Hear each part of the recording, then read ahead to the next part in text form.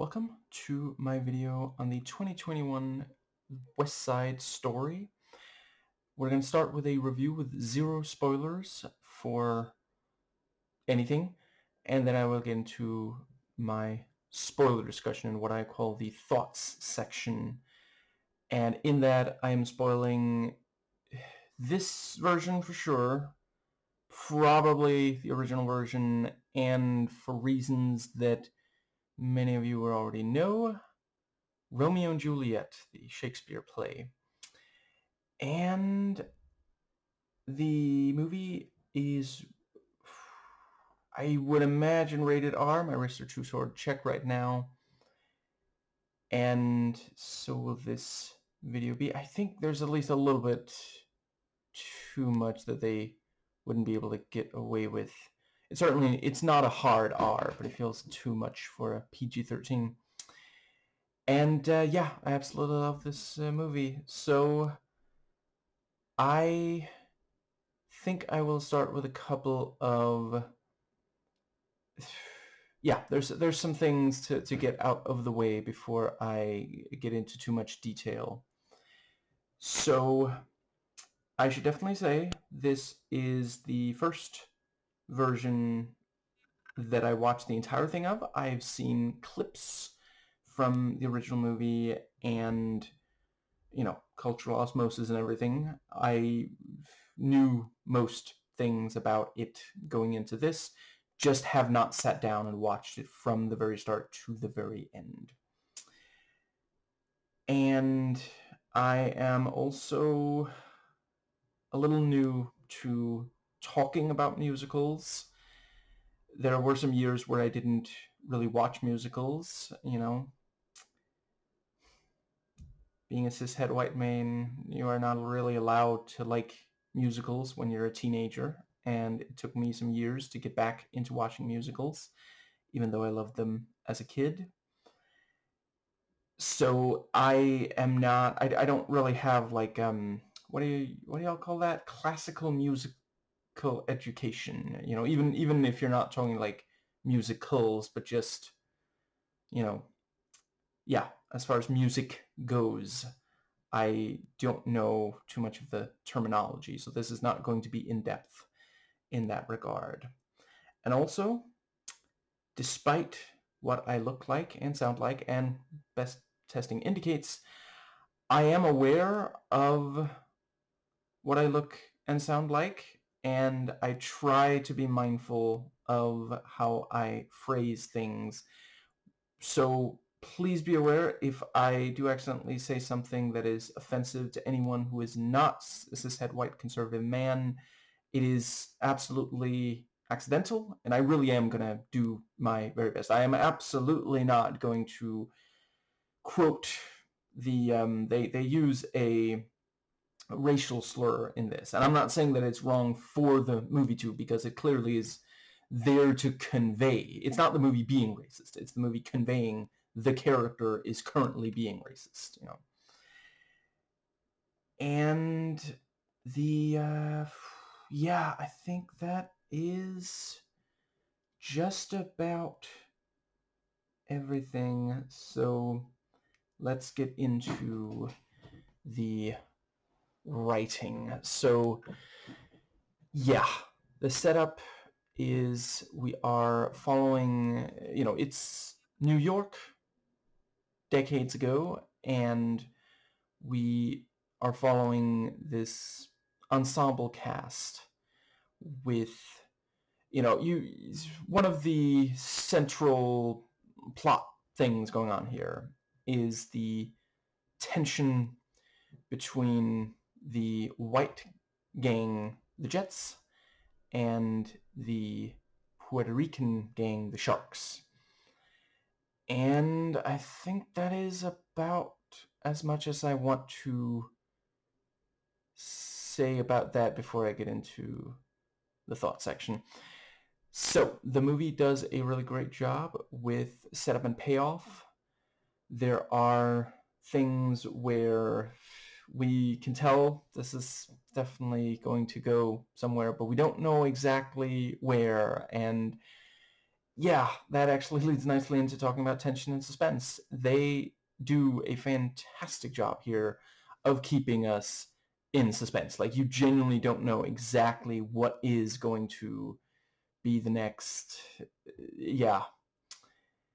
And I think that pretty much, but yeah, and also the tension is really great, and they do a solid job of exploring the conflict without, like, I never felt like it was saying that the Puerto Ricans were equally to blame. Like, it acknowledges that there is hate, you know. Yeah, it see, because that's a very loaded phrase now. It does not engage in both sides-ism, but it acknowledges that there is hate, both, you know, yeah, without, pretending that, because, like, listen, I'm not going to speak for everywhere in the world. I'm going to speak to everywhere in the world. But when you're talking about America, yeah, like, it usually started with someone white screwing over someone who wasn't, when there is tension between whites and non-whites. I suppose in general it tends to be, yeah, like, cishet white men of conservative persuasion. I'm not saying everyone has actively done something, but if you look far enough back, it tended to start with, yet I suppose I should add the qualify the powerful, the rich ones, is very often where it really originates. And frankly, when there is not division being sown from the wealthy, who want to keep the rest of us apart, divided, when they're not sowing division, a lot of people from different groups will realize they have more in common with each other than with the rich. And there is indeed some criticism of capitalism going on here, which warms my far left heart. It wasn't the only thing, obviously, but that had that effect on me. Anyway, I think yeah, I definitely wanted to add, because it's one of those cases where you also want to be careful that you don't end up with a story where it's like the evil majority members versus the saintly members of minorities, because that leads to really boring stories, and they're not very relatable either. It's just about how you frame it.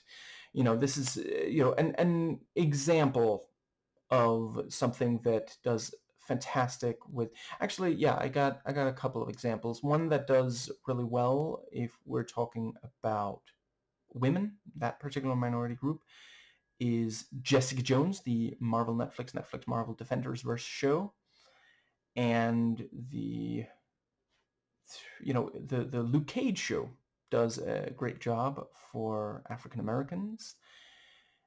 It's just about, yes, I've made my point. I'm going to move on. And this definitely also, some of what is being explored here is the way young men perceive themselves, and this idea of the masculinity crisis, which, if you haven't watched, well, let's see. So I'm post-dating this video, so I guess it won't be super recent anymore, but as I record this, fairly recently, Rowan Ellis did a solid video talking about how Hollywood created the supposed masculinity crisis. And I think that, yeah, right, and the recent video, let's see, I want to say, I believe her channel name is Girl on Film. She did a video on when, let's see, was it when incels enter horror, or something along those lines. Maybe it was the Manosphere meets horror. It was, yeah, something along those lines at least. I forgot. Did I mention at the start of this video? The video itself will also be R-rated, like I believe the movie is at least. Anyway, I think that does pretty much cover that. So the psychological accuracy is very impressive. Like, it really understands every single character. I did not at any point feel like there was anyone that it just completely sold short. Even ones that we don't find appealing, clearly, like, we get where they're coming from. They get just enough that they say and or do. Like, there's at least one character in this who has very little screen time, not that many lines, and we still really understand where they're coming from, even if we don't necessarily approve. And so when it comes to authenticity, I would definitely say it always stays true to itself. As far as authenticity to the real world, that is obviously one of those cases where it's a little bit more... I'll try to do it justice. Basically, obviously, being a musical, it is not going to be 100%. And I do appreciate it. I purposefully sought out a musical, And but other than that, this does feel like they just made a time machine and went to, it's incredibly authentic to the way New York looked and sounded back then. And let's see. Yeah, the tone is expertly done. The it takes a lot of talent to do a movie musical well. I mean, anything within creative expression. If you want to do it well, it takes a lot of skill and talent and effort. But yeah, movie musicals, it really sucks that there are so many... There's a number of people who are just not open to them. And yeah, like, so many of us grow up I'm not saying it's a universal experience, but a lot of us grow up watching animated musicals, such as the Disney ones. And then, something around like teenage years, we want to be taken more seriously, so we feel like we can't like stuff like that. And it's really too bad. I will also acknowledge some of them are, not the best. I'm probably never going to watch the live-action movie Cats. I doubt I'd even have anything to add to all the criticism it has already received. But this movie... I should note, I'm not always the biggest fan of Spielberg. I think I'm learning that it is very much about the kind of thing... Like, there are sometimes I feel like he does a really great job. Like, I am considering doing a video on Munich because I think there are some choices in that I find interesting, and I'm trying to figure out if I want to... So I'm not going to go into it here. But that, and I'll just very briefly note. So, Jaws is an incredibly tense and suspenseful movie. I just don't love this thing of like being like, ooh, sharks, they're scary. Can we just leave them alone? Like, if you actually read up on it, they don't want to attack us. Let's talk about something that's actually worth worrying about. Like fascism, for example. The rise of fascism, that's a very real problem. And right now, you have people who are like, I don't really know about going to a beach. Like, what if a shark attacks? Because of a movie made, 54 years ago? Wait, whatever. Almost 50 years ago, I think, by now. But you also, those same people might be like, okay, so what's the big deal about fascism? read a history book. I don't have time to get into it here. But or watch Legia Miller. She's doing a phenomenal job covering how, yeah, and the Cavernacle and others. Anyway, yeah, I think that is as much as I'm gonna talk about. Yeah, I appreciate about Spielberg that he does not appear to be afraid of being called corny. He has a sincerity and earnestness. He understands the importance of being earnest. And sometimes that does not work for me. I am never going to be a fan of E.T. But when we're talking about a live action movie musical, that kind of thing helps tremendously. I am not currently planning on watching, as I already mentioned, Cats. What was the other one? Was it Les Mis maybe? Or Les Miserables, if you're not as... Yeah, I've been watching Lindsay Ellis for enough years to call it Les Mis, I feel like. Anyway, so not having watched either of those, I cannot confirm the following. But what I've heard is that that is a director who is ashamed of directing musicals, and I would say, then don't. Please, please don't. Like, leave it to someone who does, like, I am considering doing more videos. Can you believe I've literally only done one video on Baz Luhrmann? Like, I love Moulin Rouge. I watched it not very long after it came out. That was like one of the only times, because that was during my teenage years. That was one of the only times where I was like, okay, you know what? Screw this. I am watching a musical. And, I thought he did fantastic on... Well, let's see. Oh, it's been so long, I don't even remember. I don't think it's actually a musical, but I remember loving his Romeo plus Juliet as well. And, and we have the one that I did a video on, his Elvis movie, which, I found the Colonel Tom, I think, that was a little bit... That was a...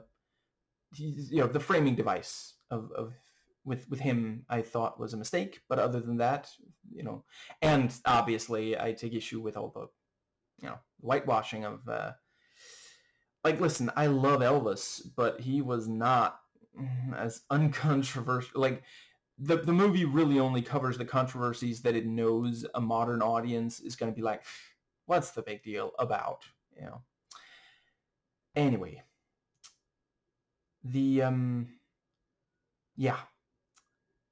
It never feels like Spielberg is feeling like, we should probably be a little more, this isn't going to work today. Like, he's like, listen, we are making a movie musical and you can like it or not. And yeah, I really appreciate about him. Like, do you ever watch a movie and be like, I wish this director only made this kind of movie? At the same time, I'm glad that he challenges himself. Like, I have to admit, there was a while where I just thought, oh, so he's the guy who makes, like, summer blockbusters with an emotional core, which is not a bad thing. But, I'm really, really glad. Because, like, you can't really describe Munich like that. I guess whether or not you describe this as that, I feel like depends on how broad your definition of a blockbuster is. It is a big movie, but this is. But yeah, I do think that, and it's also like some of the stuff that he would sometimes do that I don't love, he either doesn't do in this, or it is minimal, or maybe being explored. So I really appreciate that. And I do get, some of the movies, he was like a young man when he made E.T. So I get that. let's see. And also, I do want to really underline, like, it's not the fact that, that is very much a movie made by someone, with issues with their parents, and I do sympathize. Those of you, if you know, I don't think I'm going to get into it here. I just think it goes a little too far. Like, when I watch a movie for kids, I like for it to be a little less corny and more like serious. It's been many years since I last watched it, but I remember greatly preferring and some ways similar, Never-Ending Story, the original, not the second. I don't think I even bothered with the third because I was so let down by the second. Anyway, and to be clear, when I watched those, I was the right age for them. I was, let's see, I guess the word is tween. I don't know. I feel like that, at least that first one, is maybe a little bit intense for an actual child, but I think an actual teenager might be a little like, this is too childlike in parts for me. Anyway, so I can only, as far as adaptation goes, I can only speak to what I have read and comparisons with the clips I've seen. But this definitely does appear to. So one thing is that actually, right now I forget if the original was also. There's definitely a sense of like this gets not like grimdark, but there is some grime and grit for sure. I forget right now if that is the case in the original or if I'm thinking of other movie musicals. Anyway, but certainly, I read that the original, some of the slang was kind of what someone who did not perhaps have the most connection to and knowledge of the social environment figured that's probably what they say. And then with this one, they actually went with, no, this is what they would say. It is obviously the as far as diversity goes, is an improvement. Now the Puerto Ricans are played by actors who actually fit that, not just white people. Like, see, that's the thing. I get that that was just how they made movies back then, but it just is like the fact that you can make this movie that has sympathy for a group of people that are not white, but you can't cast appropriate actors for it. Like, it genuinely is just, yeah. Anyway, I think that does. Yes, so the dialogue.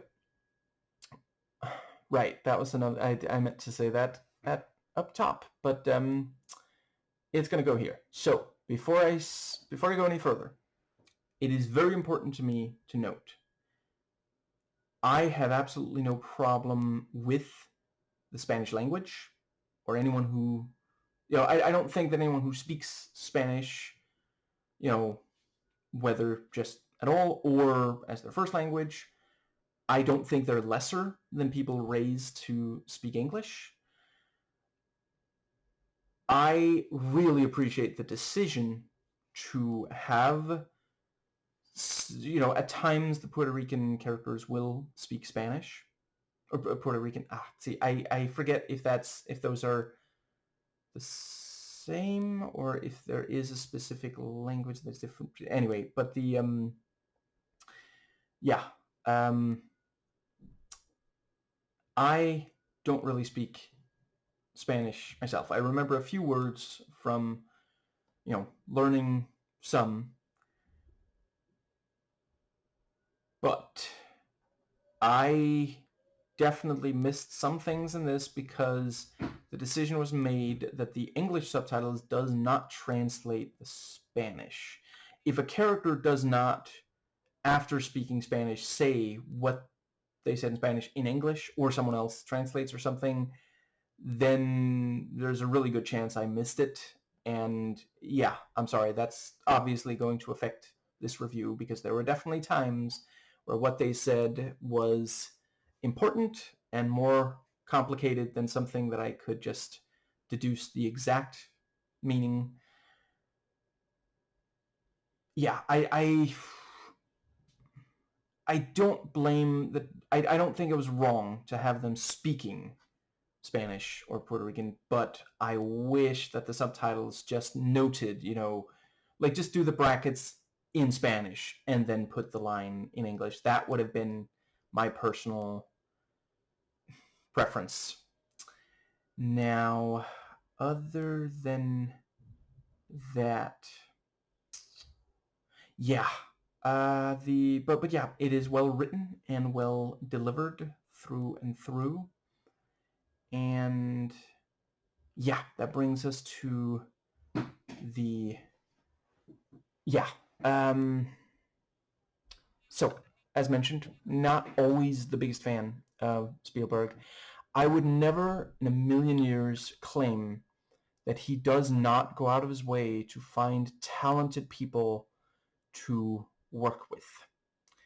And as with several other of his pictures, he chose a cinematographer who knows how to move a camera and do so with purpose and never overdo it. Like, the opening shot here is very impressive, very detailed, very tightly done. And it's the kind of thing where someone who was a little bit overeager could spoil it by going too far. And someone who was like, I don't know, it's the opening shot. Do we really want to do we want to go this far immediately? Would be too nervous and not quite go far enough, And it's also, I guess, worth noting, it's a movie that never feels the need, and this is very rare. Once again, it's 2021. Today, I too rarely watch. I'm not saying they're not out there. I'm trying to diversify what I watch. But there's so much in movies and shows and such where they will like do this ironic winking at the camera instead of letting something emotional land. And this movie never even once does that. At no point does it undermine an emotional moment with a joke. Like, frankly, parts of this feel like it was made decades ago with how, like before, with how earnest it is, before the death of the, huge movie musical. I'm afraid I forget right now. I think it was Lindsay Ellis who talked about it. Oh, was it in her video for Cats? Maybe. Excellent watch, by the way, if you haven't. But she went over why the movie musical eventually perished. I believe it was her, but it's been years since I watched the video. Anyway, and my memory sucks on the best of days. Yeah, and the lighting, the use of color, I really appreciate the way that they managed to still make it feel organic, because there are times where there's at least one scene where they have this, there's laundry hanging to dry of multiple colors, and so someone will be right in front of or behind a brightly colored, for example, shirt.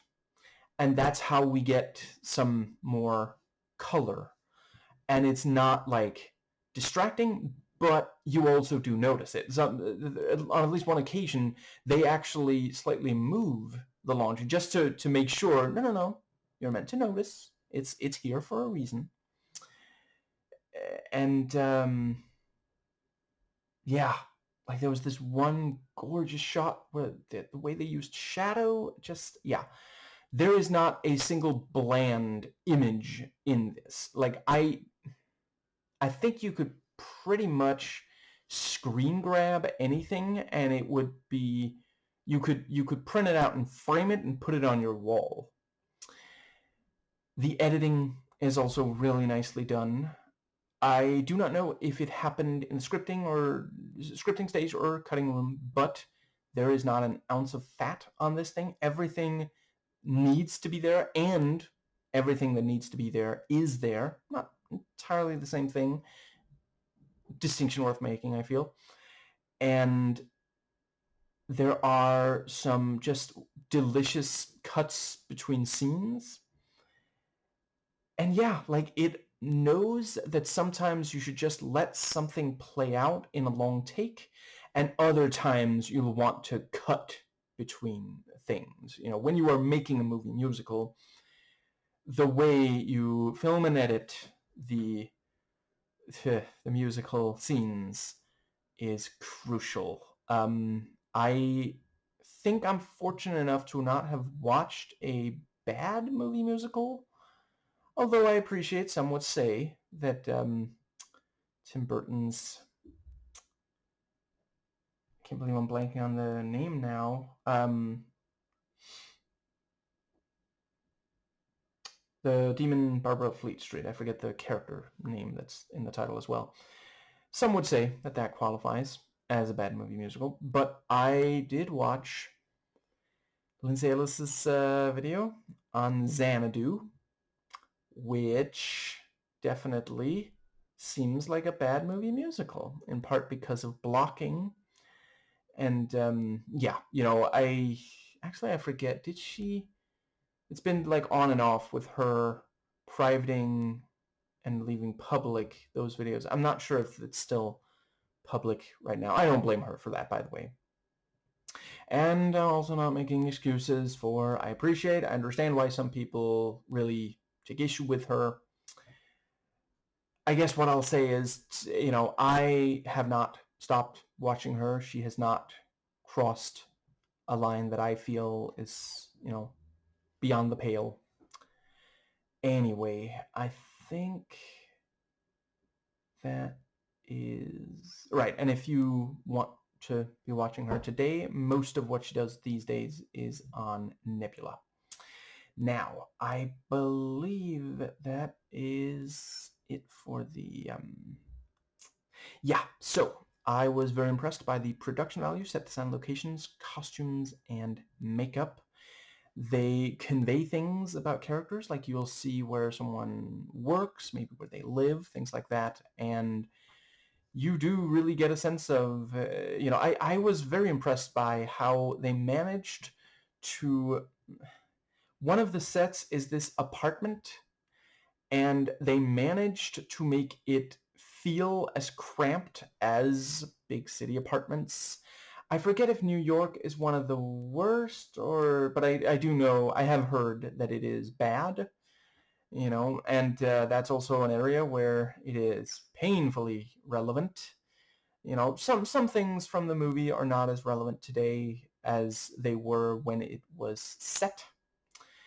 Now, yeah, they managed to make it feel cramped, and yet there's enough room that the camera and actors can move, which, once again, important for a movie musical.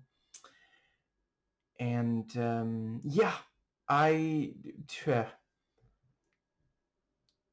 I noticed that they definitely took great care with things like the costuming, and times they will bring attention to it. Characters will talk about costumes and makeup and such. Or rather, well, yeah, makeup still fits, but let's see, costume, you know, what they are, what someone is wearing will be brought up by someone. Right, and the location scouting was also fantastic.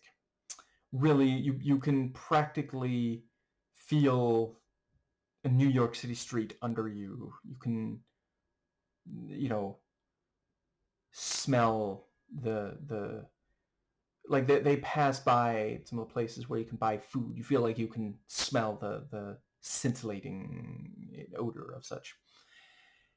And yeah, the music is, you know, of course, crucial, and it is absolutely amazing. I really appreciated the way that they would use mambo, at least some of the time, for the Puerto Rican, you know, when those characters were singing and dancing. And the white characters, it would frequently be jazz, which, as many of you already know, was not originated by white people. And I could not help but feel like it, and to be clear, it's been so long since I watched clips of the original. Maybe in that one it was also jazz. I'm not entirely sure. I'm just, once again, I don't know enough about, but I definitely felt like, because a number of things are changed. So even if it was jazz in the original, they could have changed that for here. I felt like they were consciously, subconsciously communicating.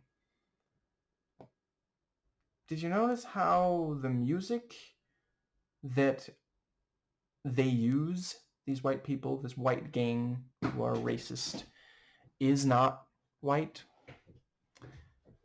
And that is, of course, like, when you, if you are unfortunate enough to talk to a racist, I don't recommend it. I appreciate that some feel that we have to try to talk them out of their racism. I'm not going to pretend like I personally have the patience, especially these days when it's like, how can you still be racist? Are you even paying attention? I feel like ICE should have radicalized nearly everyone against white supremacy by now. But if you do talk to white supremacists, you will notice that they claim ownership of things that did not originate in white culture, and they'll make all kinds of excuses. And you do also see there is a character here that they kind of grandfather clause in to be okay, acceptable. And I guess that,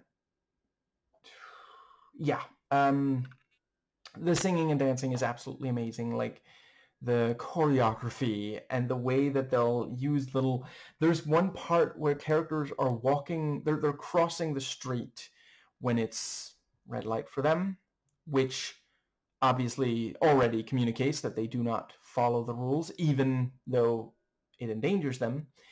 And several cars have to abruptly brake as to not run them over. And the car, the noise of them skidding to a halt is part of the, like, it's rhythmic. It's even called out by the subtitles.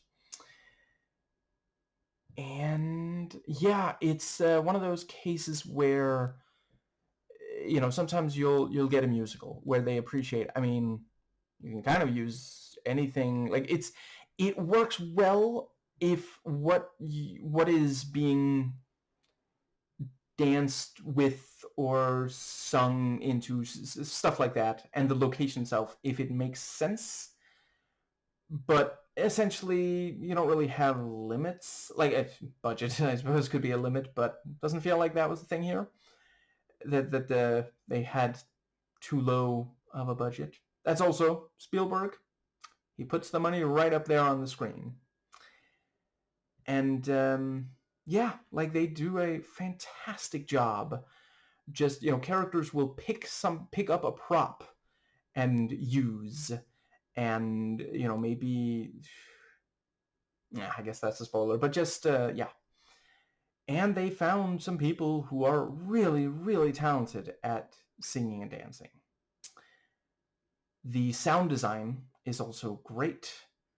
There are several parts where something, yeah, I'll just say the car skid noise is not the only thing. And as far as characters go, this is a pretty large cast. I'm not going to pretend like I could say something specific about all of them, but everyone feels like they fit in this world, and there is some degree of humanity to everyone. Like, there are some who are misguided, but it doesn't feel like like I don't know. I think Spielberg, other than when it's like literal Nazis and such, I don't think I've ever really felt like he. It's at least rare. It's rare for me to be watching Spielberg and feel like, oh wow, he just does not see any humanity in this individual. And yeah, like I deeply emotionally engaged with the most prominent characters.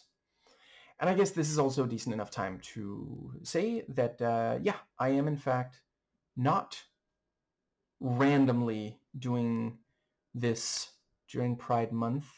And no, I'm not only doing it because it's a musical and there is a stereotype that the LGBTQ plus community love those. Once again, I try my best to be an ally. I'm not a member of the community. I wouldn't complain if I were, but you know, yeah, I'm an ally. I love musicals too, and yeah.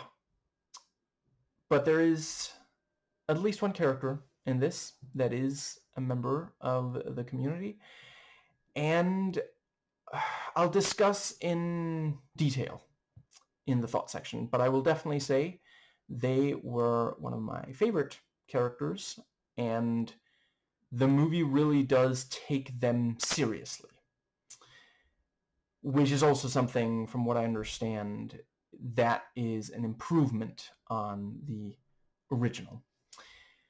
Now, the acting, I think I will get just real quick out of the way. They say that a chain is only as strong as its weakest link. I don't think there's a weak link when it comes to the singing and dancing or acting outside of maybe Ansel Elgort. And I know I'm not the first person to say it, and I think I don't even know if I can really put my finger on what it is. It's definitely not. To be clear, I am not biased against him. I loved his work in the Divergent films that he was in, which I'm keeping it vague enough so to those are movies where we're worried about, will all the characters make it? So I'm not saying if he's in all of those or anything, but I thought he did very well there. And yeah, I don't know. I can't completely place, but and it's too bad because he's a very significant character here. I was still invested in his plot, but yeah, it was a little less, yeah. I have to admit, most of the cast I am not really familiar with, though having watched this, I am willing to consider. Really, that goes for everyone who worked on this, everyone who has significant, whether in front of or behind the camera. If they did something that really showed in the movie, I am willing to at least consider anything else where they also get a chance to shine. But this was the feature film debut of Rachel Zegler. And I did not watch this when it first came out. I only watched this, a few weeks before this video goes live. But I remember seeing, like trailer and such, and hearing all the praise she got and listening to some of her singing and such. And I knew I had to watch her in something. And, this is now the, I guess, fourth thing. So I watched, I'm not sure I'm going to name them in chronological order, but I watched them in chronological order. And yeah, you know what? I'm not going to mention them in chronological order. Other than this, I watched Snow White, and both of these on Disney Plus. And the two that I watched in theaters, which are Shazam 2 and let's see, I guess it's the fifth. It was the prequel, Hunger Games, but the first prequel, the fifth movie, yeah. in the fourth book, so it's a little confusing, but yeah. And yeah, as soon as I, in Shazam 2, I was thinking, well, okay, if she is, because she's acting opposite like absolute veterans, people who like I have been a fan of Lucy Liu and Helen Mirren since the 1990s. So like I guess before Zegler was born, or when she was very young, just a small child, and for her to be sharing the screen with these legends, just the fact that she manages to hold her own, I was very impressed by, and yeah. And this is, watching this, I'm like, I wouldn't mind if everything she did was a musical, but I also appreciate that's not, they don't make enough musicals, then that would, but I definitely do think her work within musicals is some of my absolute favorite. I am not saying that the Snow White movie is particularly good. I definitely have my issues with it. She's not one of them. Like, okay, let's see. There was this one brief bit where her acting was a little bit over the top. She's a theater kid. She's used to stage musicals. It's the director's responsibility to tell her, you got to dial it back a little bit. He's the one sitting there watching what it looks like on the monitor. And it was only, let's see, I think it happened twice in that entire movie. But whenever she, every second she's on screen in that one, even when she isn't singing, she's just so good. Like, it's one of those things where, she's young and she's conventionally attractive, and there are some who just get by on that. And to be clear, I'm not saying, oh, just women. No. I definitely mean some male actors as well. There are male actors who it's like, okay, this person isn't actually, they're charismatic, but they're not particularly talented, And yeah, like, especially given how, young she was when, yeah, this, once again, this is her first, and she, yeah, was quite young, is still young, but, there's a lot of people who do not get this large a role at her age. And, you watch this and it's like, okay, she deserves it. Like, clearly she proved herself. And, yeah, it's one of those things where, given these factors, that, her youth and conventionally attractive good looks, you could understand if the roles she was getting was just based on that. Just like, oh, she's there to draw in, presumed straight male crowd. But no, she really is, like, she is not afraid of coming off as unappealing. I think there's at least some in all four of these where she'll say or do something where it's like, okay, this is not something that would have happened. There used to be a thing of like, and I want to underline, it's not necessarily the actors. Like, a lot of it is executives and audiences. And it's in part because the executives understand that a number of audiences, like, there was a while where if an actor played a role that had the audience cheering against them rather than for them, that would be all they could get. There are actors who have been attacked in the street because they played a particularly unappealing role.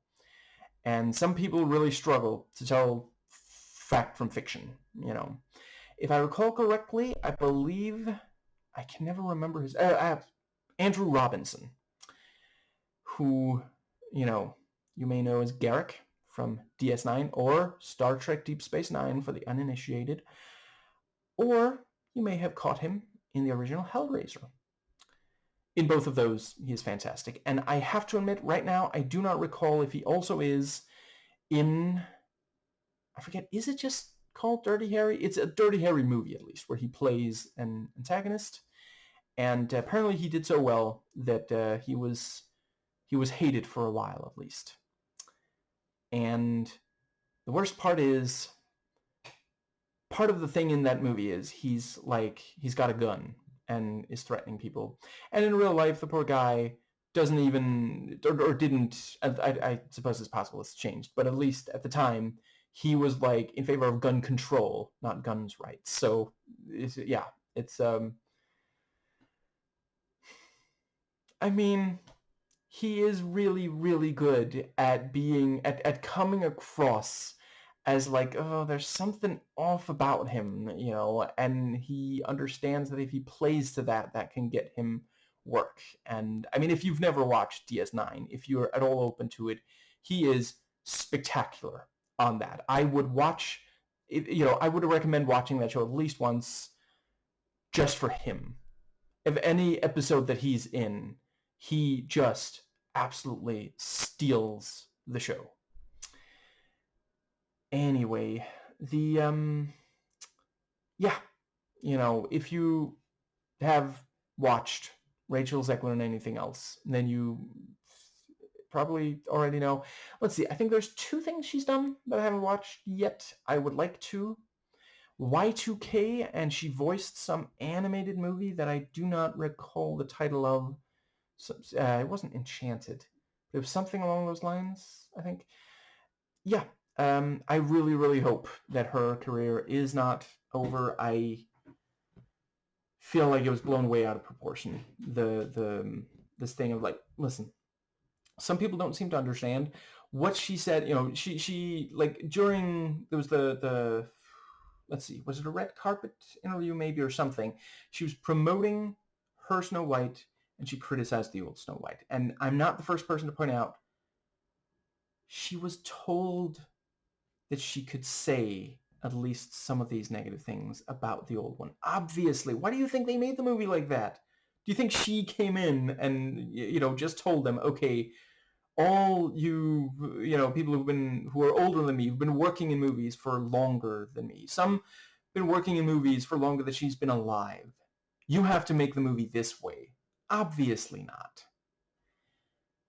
She promoted the movie with the and listen, I'm sorry, I have a very sincere fondness for the original Snow White.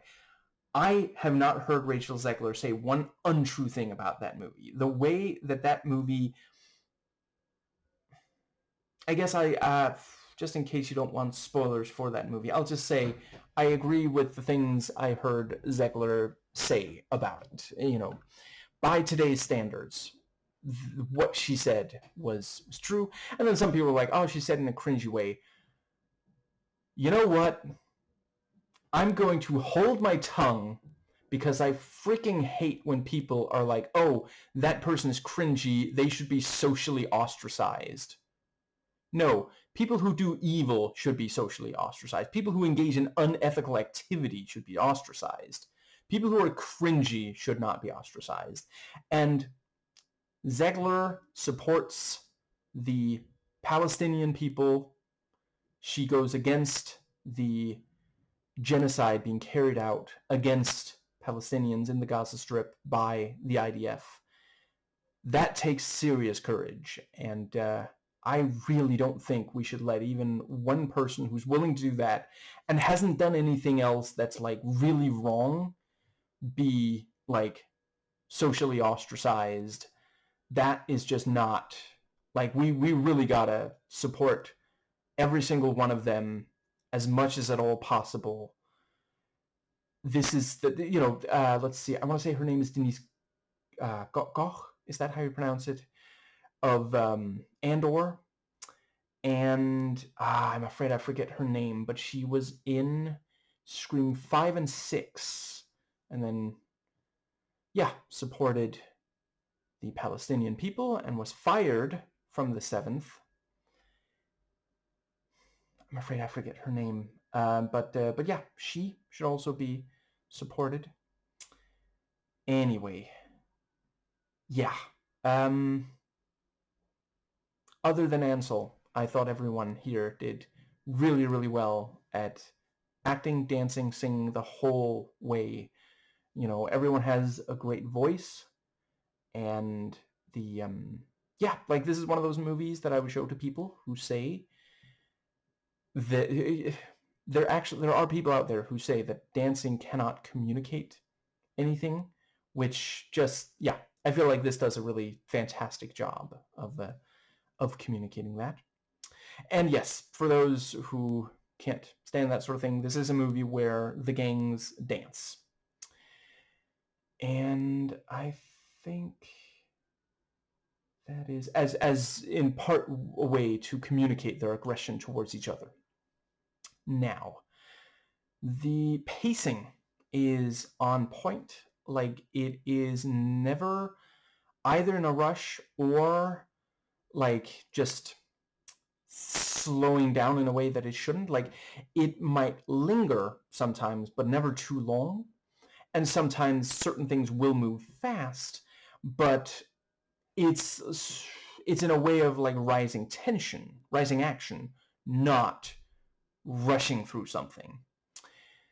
And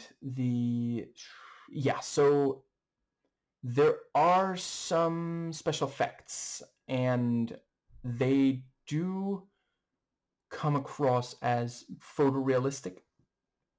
And it also did not feel like they ever used them just to like show off.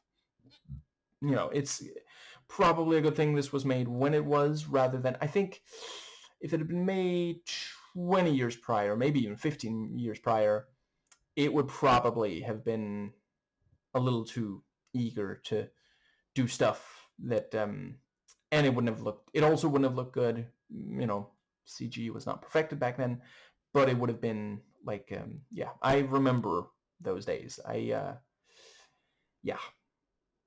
Anyway, the stunt work is great as well. And so I've definitely already mentioned the quality of the musical elements. Did I mention the variety as well? It's definitely also like there's not a single bad song here, or like sequence that uses music. And so once again, I'm slightly unsure if it's PG-13 or R, but certainly if it is R, they understand that just because it's R doesn't mean you have to do something that goes really, really far just because you can. And if it's PG-13, I'm impressed by how much they managed to push the PG-13. And I would argue anything that got it a high, the age rating that it did needed to be there. And I really admire the way there was one bit where I was sitting there and I had faith because he had not let me down the whole movie long. But there is one part where I was thinking, Spielberg, you don't have to go as far as some would here. You can just imply, because that is something I have always appreciated about Spielberg. He really understands that you do not have to show something directly in order to really get a lot out of it. And yes, I know that part of how he knows that is because the mechanical shark did not work as intended, but nevertheless, I've seen, like, if you can make it all the way through Harpies, I'm not going to pretend like I made it all the way through it once. I doubt I could ever do it again.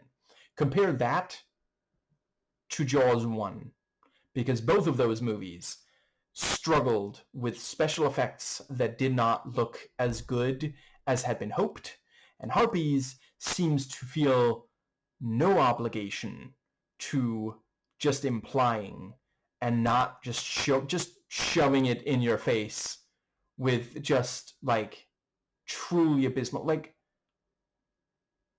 do a POV shot, use sound work, do reaction shots.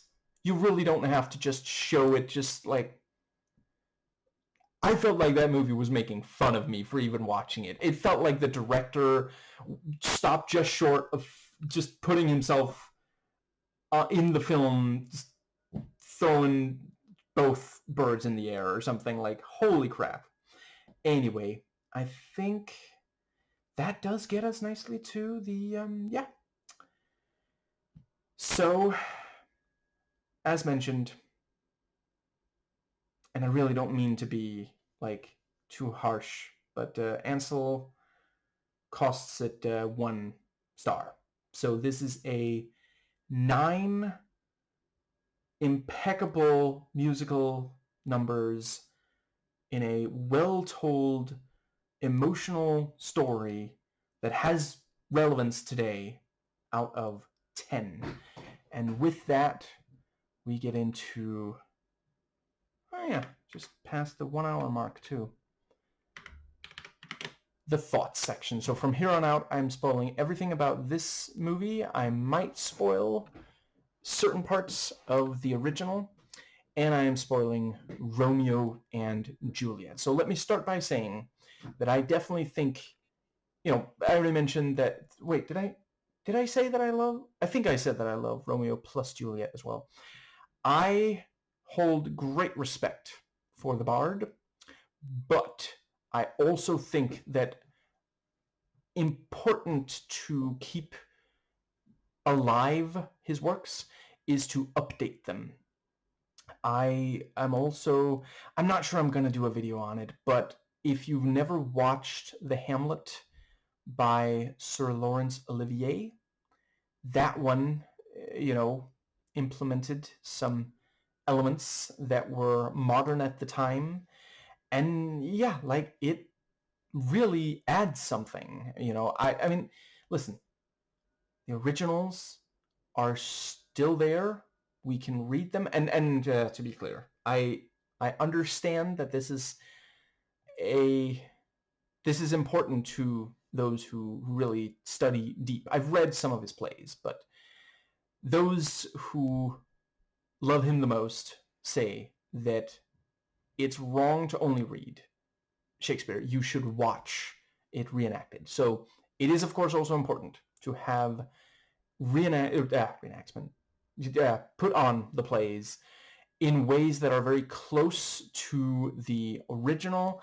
I would argue there are certain aspects that have aged horribly that should be updated, and that is also, there are scholars of Shakespeare who make that case. So am I remembering right that Lady Knight the Brave did a video talking about at least one of his plays, pointing that out? That sounds familiar. And yeah, right, and Kyle Colgren has also made some excellent points about Shakespeare in some of his videos. Anyway, I think that does pretty much cover, yeah, so the whole thing with, the some of the core is completely intact. You have these two groups fighting against each other. Someone,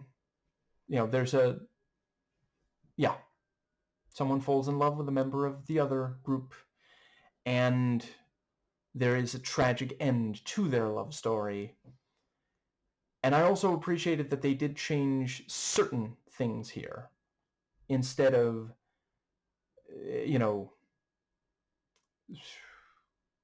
it's been so long since I read, but if I recall correctly, originally it is 2 suicides. First, one mistakes the other for dead and commits suicide, and then the other realizes the other is dead and then commits suicide. And here, it is a murder instead. And, in both cases, it is in part about the way that this conflict, that it's very noteworthy. There in the song, both of them say that the other started it. Nobody even knows who started it or really why. There's just this, because, like, listen, I'm white. I would say, so I have not met in person that many Latin American people. South American. I'm sorry. I can't completely remember how the best way to say that is. I have met a, good number of, let's see, it's got to be in the dozens. It might approach 100 actually, Muslim immigrants from the Middle East to here in Denmark. And I would definitely say they are, many of the nicest people I've ever met are among that community. I have definitely noticed that they are much warmer, they're friendlier to strangers than a lot of cishet white male, especially the conservative ones, Christians here in Denmark. To which, I'm not saying that, like, once again, So I'm not Christian, I'm not conservative, but other than that, I fit the description I just gave. I don't hate myself. I don't hate everyone who is like that. I don't like people who purposely engage in unethical activity. And most of the people I've seen do that fit that description. And they also tend to be the ones who do it even when they have better options, and they also often get away with it. And then we're supposed to hate the people who are suffering because of it as they try to improve things the best they can. Just absolutely ridiculous. But let's see. Yeah. I don't know. Maybe, I guess I've more or less made my point. White supremacy is absolutely ridiculous. I'm white. There are aspects of my culture that I think are wonderful. I don't think that we are superior to anyone who isn't, any kind of supremacist movement, I think, is completely absurd. We are all human beings. We should be working together against the rich. It's rich, powerful people who are ruining it for the rest of us, and many of them are cishet white conservative men.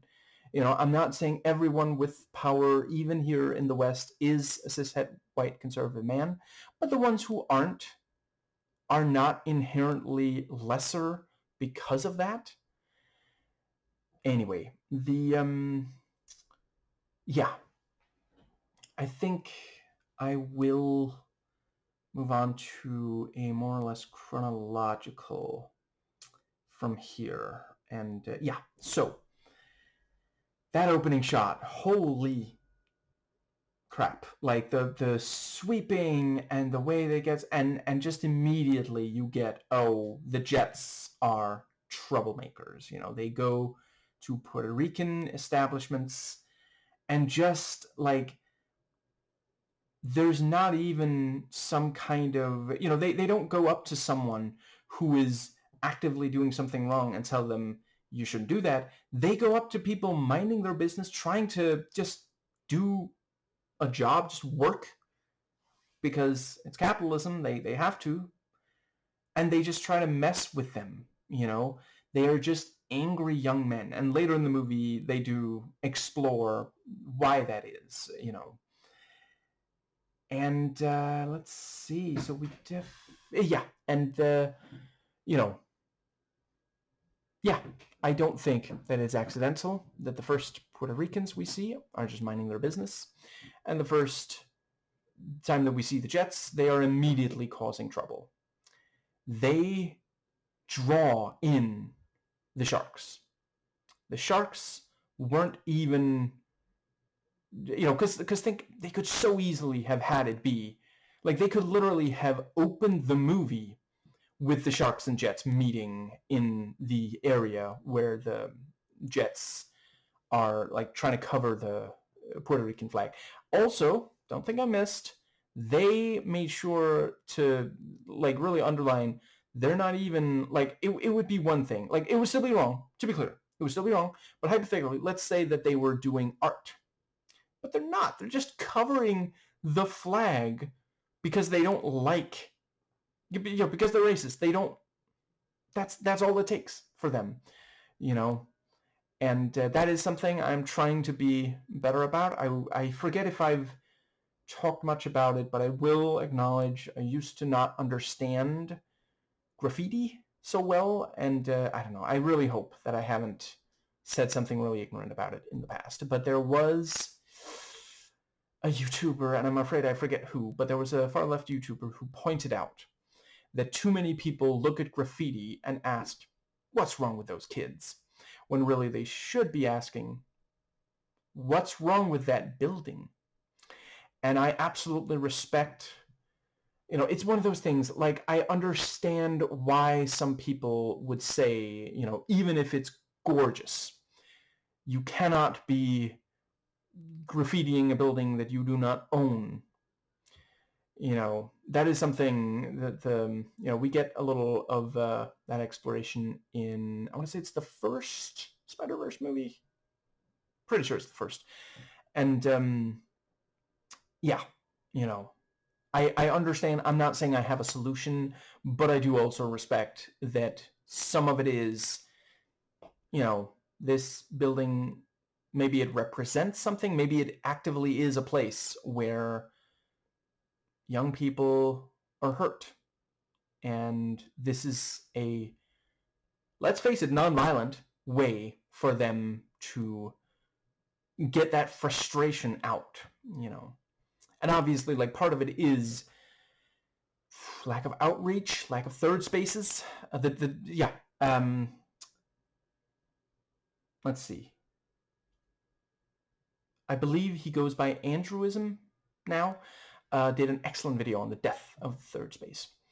But yeah, the we need to make sure that they know they have that they have options and know that they do. I also want to acknowledge some of them. Right now there's not enough being done to make sure they have options, and it's obviously extremely silly to be telling someone, oh, why don't you just do this thing, if they literally can't. That's just, that you're just conveying to them that you don't care enough to make sure there's something good for them. You're not saying that you want them to succeed. You're just saying that you don't care enough, and you just, it just annoys you to acknowledge that maybe they really don't have, maybe there aren't enough, yeah. Now, I don't know, I get maybe this is a good time to note, in real life, I think violence should only ever be the last resort. We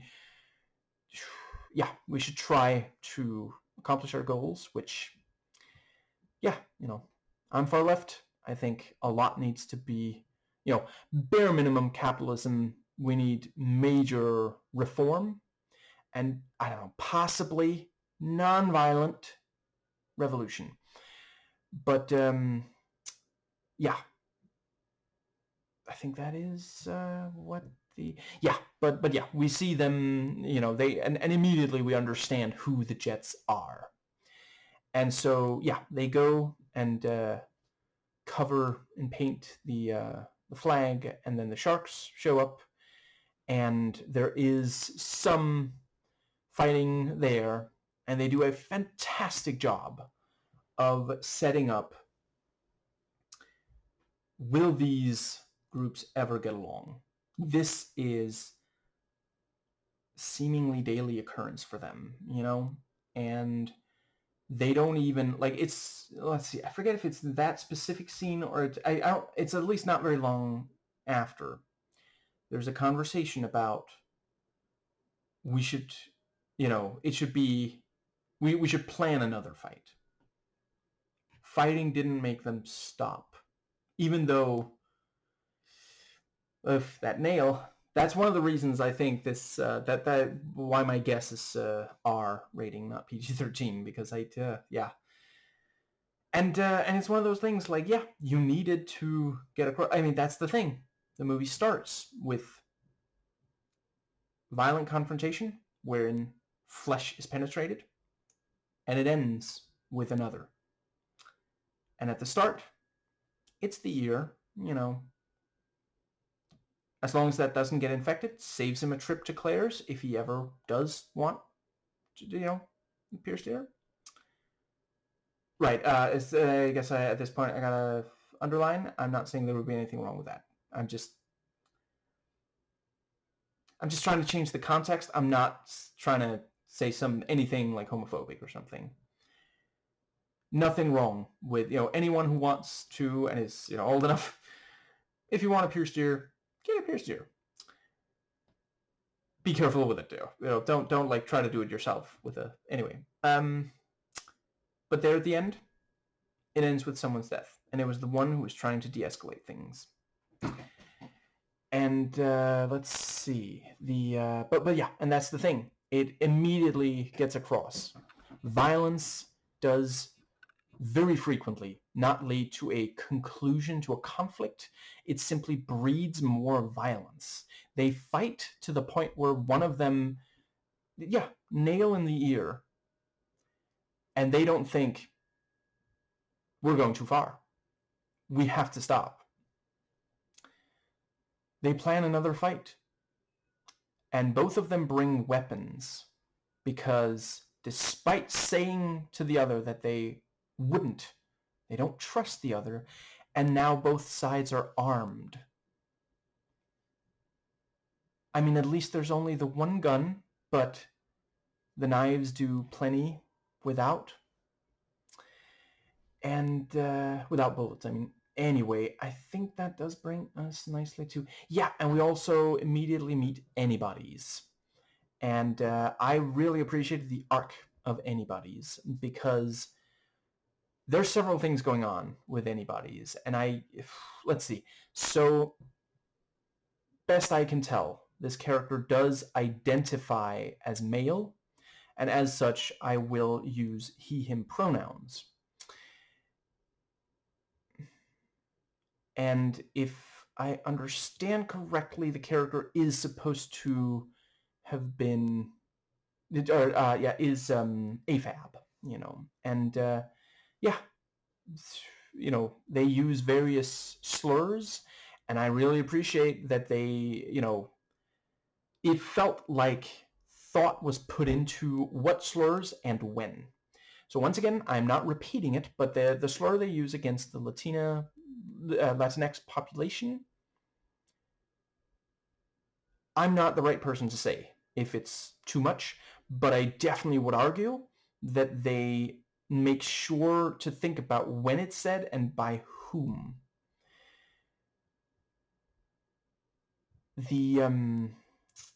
We do see that it is sometimes used by the cops, for example.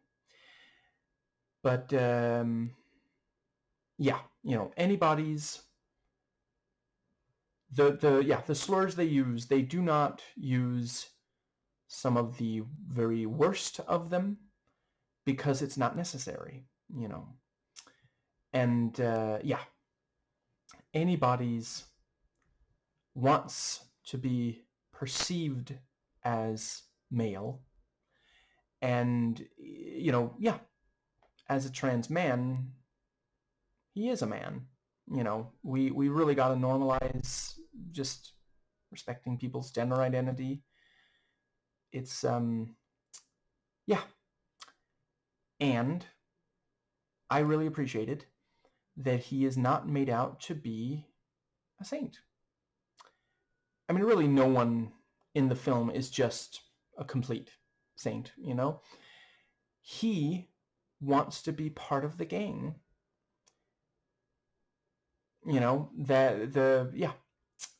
And spends the entire movie attempting that. And by the end is accepted. And that's his big moment, when he's referred to, let's see, I believe the line is, "You did good, buddy boy." That's what he wanted to hear. He never, except for the very end, he doesn't stop to consider if he's contributing to something bad. He just wants to be seen the way he sees himself. And by the end, he is. And it's so bittersweet. He got what he wanted. But this, what he wanted is not good. He did not aim higher. He did not aspire to be more than a member of a gang. And as the cops break up the fight, we have the thing about, yeah, there's this both sides thing because, yeah, ACAB cops, they don't even, and yeah, they actually, they say to the Puerto Ricans, you can't, do that. Here you have to call the police if you have a problem. And, it's pointed out, when we call you, you arrest us. So why would they call the police, And let's see, yeah, we have this thing that I'm never entirely sure if it comes from the law of the schoolyard or if the law of the schoolyard came from this kind of gang mentality. But yeah, in both cases, we do see it is apparently worse to do violence than to tell on the person who engaged in violence. And let's see, right, if I understand correct, I believe it's Krupke who, yeah, they cast someone who can sing and dance and then never gets to in the film, which I don't know. I appreciate a good troll. And let's see, I think that brings us to the right. That's also where it's underlined. This is happening all the time. The cops aren't even surprised anymore. Yeah, I think that is when we get. Let's see. So we have there's the thing with the let's see. What's the other thing? I think the very next thing is the introduction to Maria. And I also do appreciate the biblical reference there. Mother Mary, and she does help redeem Tony. And we see how pervasive this violent social environment is, that it's still not quite enough. And to be clear, I'm not one of those people who think that, it's women's responsibility to redeem men. No, it's men's responsibility to try to help each other not reach this kind of, really bad situation. Anyway, we should try to be good enough that, women, at least someone will want to be with us. We should not get mad at women who do not want to be with us, because frankly, if you look at like a lot of the men who are like, oh, why won't women date me? You know what? I think I'll just give one example because I think it is pretty powerful one. I mean, it's really gross, but I think it gets the point across. There are men out there who believe that if they wipe, then that is gay. And that is somehow worse than crap in their underpants. And they believe that it is women's responsibility to wash that out of there, and that a woman somehow isn't living up to her duties if she does not wipe that duty. Yeah, I don't know. I guess I'm just not founder of the fan club of that's okay behavior to engage in, like, at all, really, but especially if you are then gonna be like, well, ladies, I'm available. Now, I think that does bring us to, yeah, so the introduction to Maria, and yeah, they do a great job on, it's this thing of like, she catches your eye from immediately, from right away, because that is, of course, crucial. If she does not catch Tony's eye, if they cast someone who was average looking, it doesn't completely work. And at the same time, we are also immediately reminded she is a human being. She has thoughts and desires of her own. She is not, that's, in my opinion, crucial. She's not introduced as someone is ogling her. She's introduced with, she's hopeful for the dance, and she's preparing for it and thinking about what to wear and this whole thing, and the way that she'll remove makeup before talking to Bernardo, but put it on before going out. That is obviously significant. She believes she is ready to date. He does not. And, she calls him a dictator. Not to his face, but yeah. And I think that does bring us to, because that's the thing. Like, he barely wants her to date at all.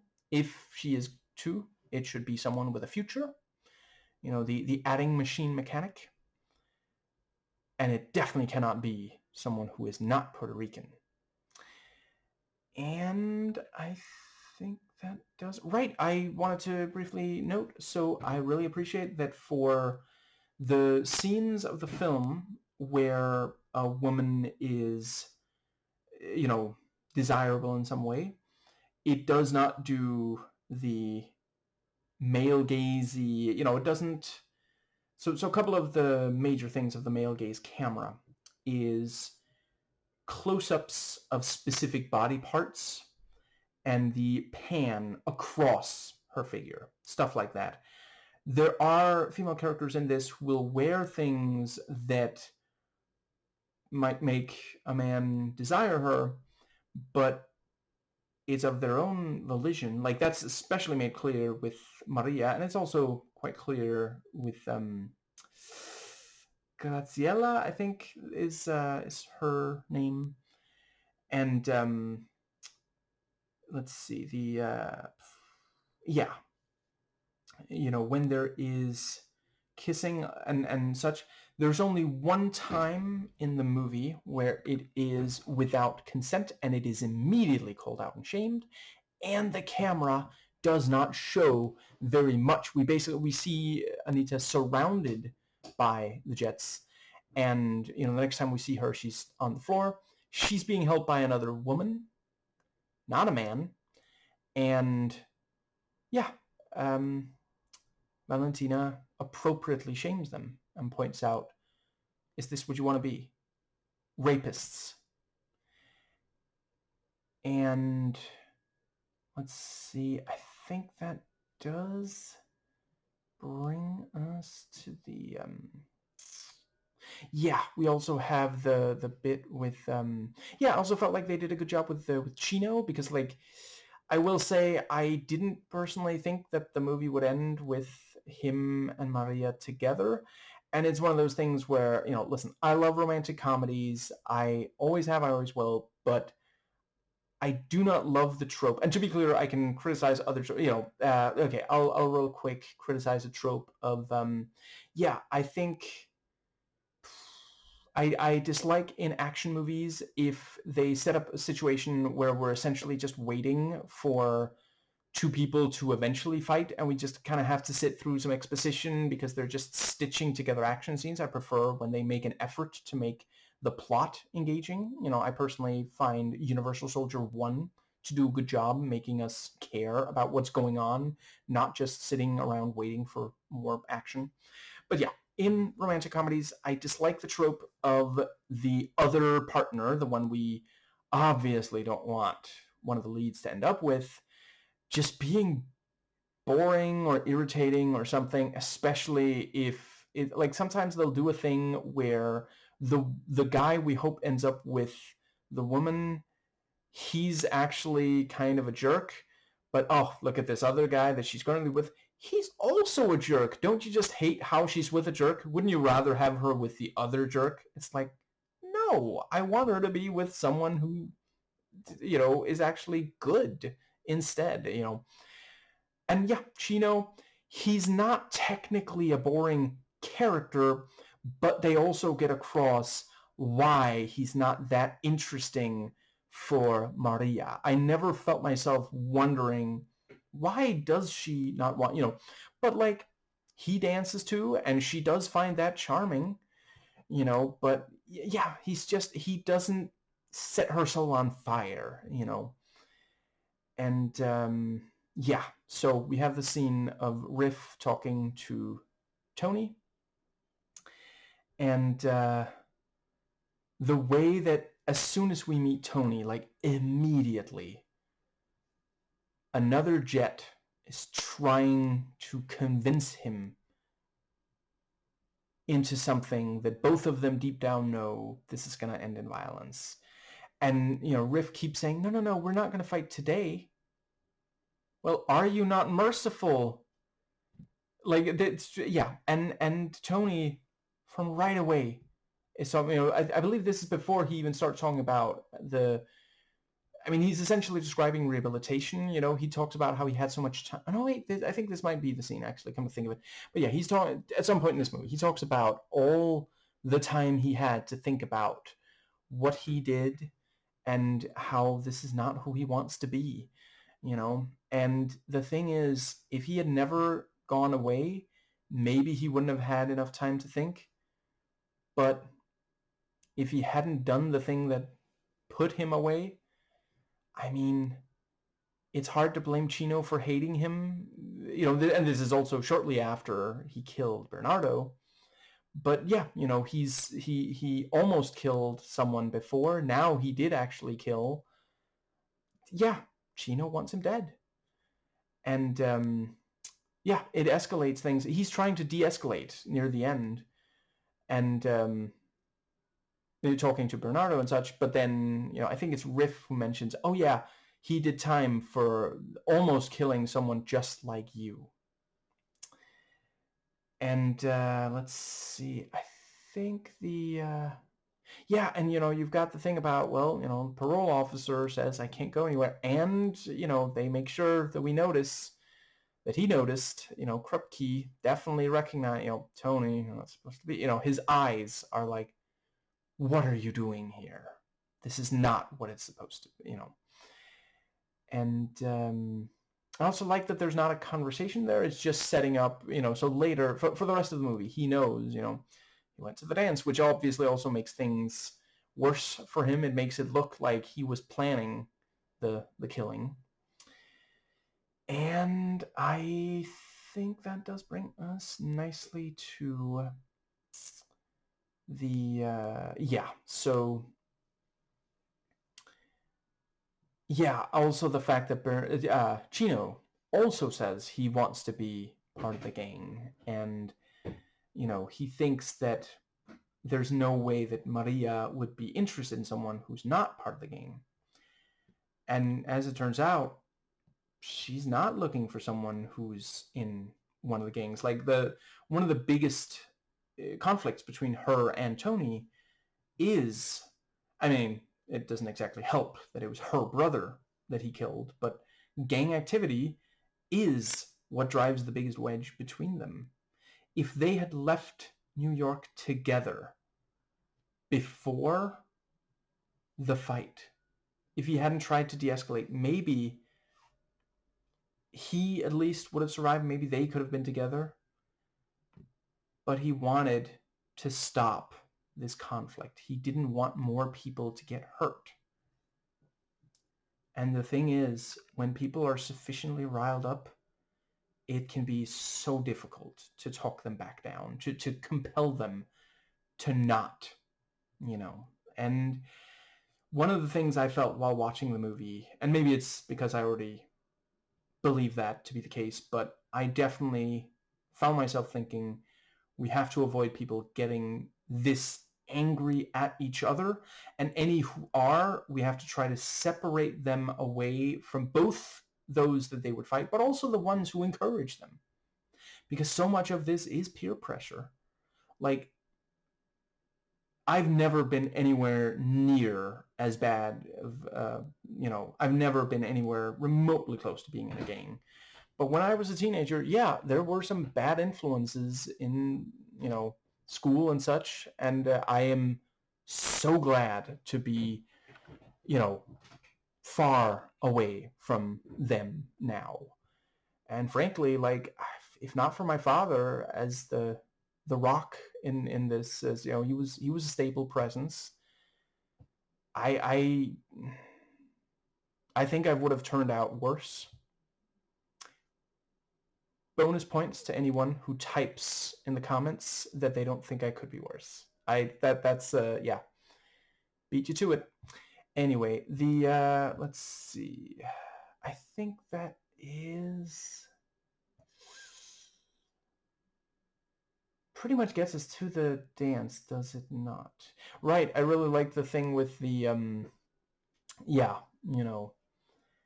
um Maria saying that. She does say when Bernardo can hear, boxers get their brains beaten out, or something along those lines, and yeah, he does not like that. There's some patriarchy going on there. And let's see, I think that does.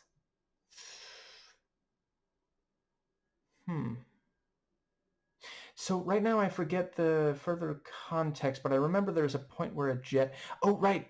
Also, yeah, there's so many things to say about this movie. Yeah, but there's one point where one of the jets, has been with a woman, and like we can clearly tell. I'm not at this point. I forget if it was implied to be sex or just kissing or something, but there was clearly something, and she's walking away there, and what she's wearing is slightly revealing or something, but and the way she's walking, she's not ashamed of her sexuality, but it doesn't look like she's trying to seduce someone else immediately or something, because that would be, a lot of the time, if you have this sort of, misogynistic trope of, a woman who's too sexually active, she will immediately after having sex with one guy try to seduce another or something like that, which is like, I mean, if a woman is doing that in real life, as long as that's okay with the guys, as long as she's not lying about being monogamous, what's the problem? And I'll just put out there that sometimes if a woman, after having sex with one guy, goes and has sex with another shortly after, it's because the first guy didn't know what he was doing and she did not reach orgasm, and I don't think that's her fault. Now, yeah, when the jets are all assembling at the start, one of them is about to light a girl's cigarette, or woman's cigarette, and then walks off not having done it, and she like calls out, "Where are you going?" So we're seeing right away he is putting the jets ahead of this, and we also, at the dance, like it's spelled out, you have all these, women here who want to dance, and you want to fight. That's what this culture does to them. They are not lovers, they are fighters, and there's no good reason for it.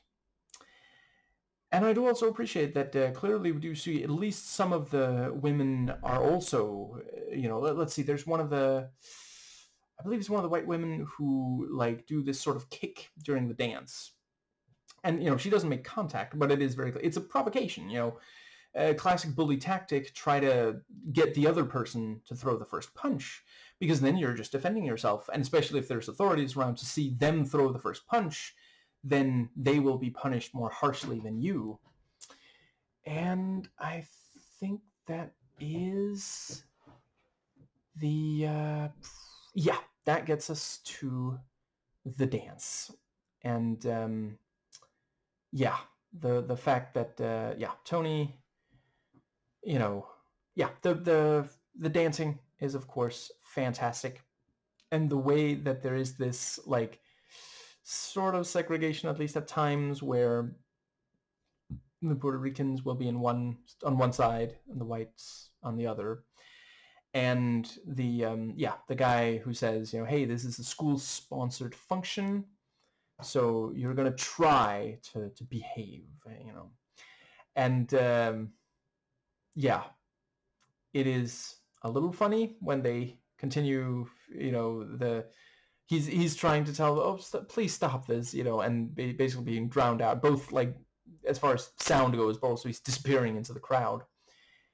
And yeah, they make arrangements for another fight. And Tony, I love the way that as he sees, it literally, her face in the crowd, and both of them see each other. It's, once again, it's not just like, oh, he's like, oh, she's beautiful, I should go and pester her until she wants me. No, they both see each other, and there's clearly, like, they're both fascinated by each other, But yeah, we have all this. There's always so much going on in the frame when it's called for. I love that. The yeah, all these people moving in front of, but they're out of focus, and we're just seeing Tony. Maria's just seeing Tony. Tony's just seeing Maria, and then they go behind. And also appreciate, so I already mentioned that there's always consent and enthusiastic at that. Frequently nonverbal. I guess possibly entirely nonverbal. But note, the way they're looking at each other, they do both want to kiss. The fact that she initiates the kiss, it's not like he was surprised that it was such a big kiss. He thought, he says he's by the book. He didn't say that he didn't want to kiss. He's just like, can we start a little slower? She's very eager.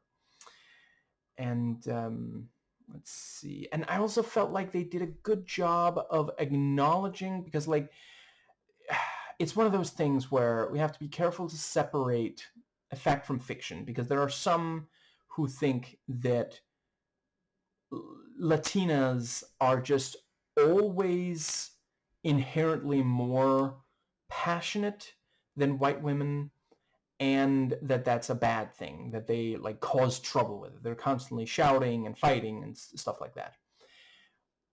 There is an element of there are a number of Latinas who are more direct than a lot of white women, and that is partially cultural.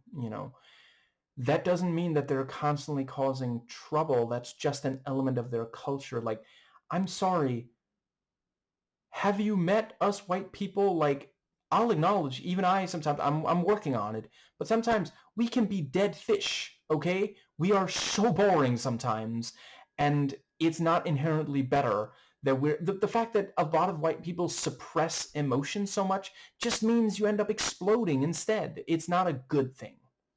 It's different, and in some ways, the way that the non-white people are doing it is superior. I'm not saying in all. Right, I did also want to underline, obviously, when I called out Bernardo for doing a patriarchy, obviously that is also a problem with a lot of white men. Now, I think that does... But yeah, and we do very clearly see, like, Bernardo being so restrictive is part of what pushes Maria to break boundaries. She knows that Bernardo's not going to want her with a white man, but all this restriction, and that's also an important message, or a theme, at least in the film, these boundaries, if you make unreasonable boundaries, perhaps not everyone, but a number of the people being asked to live within this, will go against these boundaries. Now, other than that, let's see, what's the other thing that I really want to make sure to say? There was at least one other thing. So it's the, let's see. Yeah, and so they walk out of there, and Bernardo is angry at Tony, and I felt like they did a good job of not making it feel like, this Latino, why can't he just calm down? Because, like, Tony just kissed his sister. This is like there's situations where if all three of them were white, this confrontation would still be happening. And that is also, Tony, for his, he says he doesn't want these problems, but he also doesn't tell her, hey, listen, if we're gonna kiss, if we're gonna be a couple, I need to be on good terms with your brother first, because like he also lives under patriarchy. He knows how this works. Deep down, he knows this might, rage. He just thinks that he can talk his way out of it because he says, everybody likes me, and as she points out, nobody is liked by everyone. And I think that does. Yeah, the next thing is the okay, I do not remember the exact order, but around here we have the discussion of, Puerto Rico versus America, and yeah, this is of course one of those songs that I've heard a bunch of times. Let's see, that one, and what was it called? I Feel Pretty, something like that, and I forget what the last one was, but those are some of the songs that I've, of course, heard a bunch through the years. But the right, I don't know if that's what it's called, but the one with, once you're a jet all the way. And let's see, right? I also appreciated that, the little slogan they have, womb to tomb, sperm to worm. Couldn't help but notice those are not choices. You choose what you do in between those, but nobody chooses to be born. Nobody chooses to die.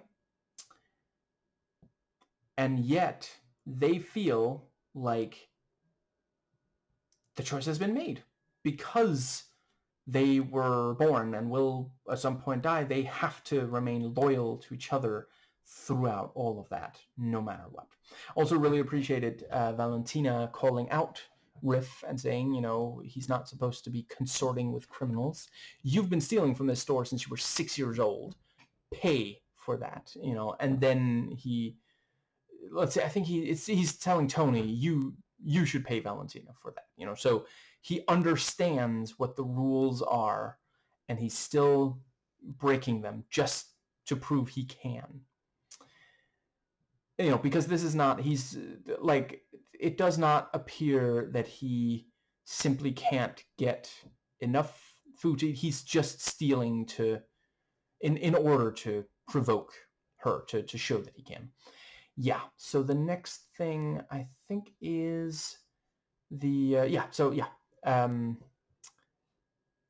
America being contrasted against Puerto Rico, and with really great points made, and we get some of that anti-capitalist thing of, what was it, like, everything's free in America if you pay a fee in America, or something along those lines, and you have the thing about, like, let's see, I think it wasn't in a song, but at one point they note, let's see, it's Bernardo. I really appreciated women sticking up for other women in this. Anita points out, she's not living with you. She pays rent, just like the two of us do. And yeah, it's like all three of them need to pay rent to stay in this small of a place, and that is an actual reality, and that, once again, is a problem. Rent is too darn high, and the what's the word? Landlords suck. And if you don't agree with that statement already, let's see. DJ Mule, Thought Slime. Yeah, those are the two that I would especially view as go-tos. I forget if Cavernacle also did. Certainly I could imagine it. But there are videos on that. Yeah, so let's see. We have I think that is when so Riff and the other, some of the other jets go to Chekhov's, where you can buy a gun for the third act. They also do deal in obnoxious Russian stereotype characters. I don't know. I'm just saying I don't understand why we're supposed to view that as like a tribute. Like, I appreciate it because, like, yeah, the Russians did their efforts in the space race were quite impressive. I just never really understood how Star Trek, the original series, how we're supposed to find his constant being irritating, being supposed to be like, oh, look at how impressive the Russians are. Anyway, yeah. So I think that brings us to the. And to be clear, there are things I love about Star Trek, the original series. Don't at me. Anyway, I think that does bring us to. But yeah, and it's pointed out, he barely even knows anything about the gun. He doesn't even know what caliber it is. And then, okay, go ahead and take the gun. And it's pointed at him because immediately the movie points out how dangerous guns are and that he shouldn't have one. And it does end up with him leaving there with it. But it's not just a, yeah.